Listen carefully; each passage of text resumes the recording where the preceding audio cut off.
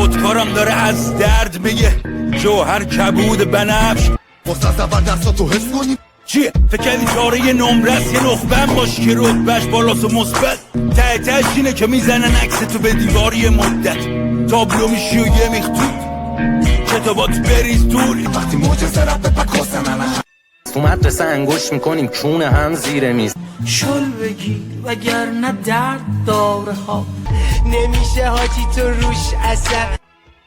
من نه دیوار اتاقم مدال نه تو کسی بهم داده تو مدرسه لو اما همیشه میشینم ترک جلو گو میخوره کسی به من بگه توی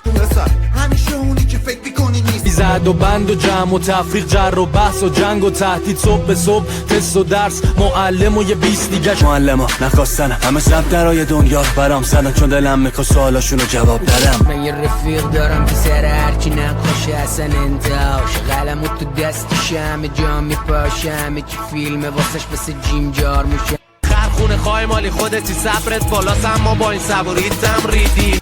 سیبیل دنگ و تن سپرول موضوع سیبیل ها رو به تراش بره همه جا کشید کشیدونه همه جا کشید اون همه برگشت سفید بود هر مربع چند مثلث دروازه درهای قلب 5 و 55 در باب حرفای شمس بگی رفت تا ابرای مرگ با جمع 58 تا 85 که با هم در رابطن خلصه مداد مشکیمو بده یکم سیاه قلم دارم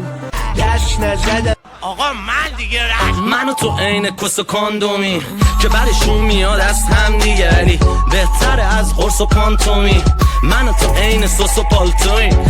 رو مخ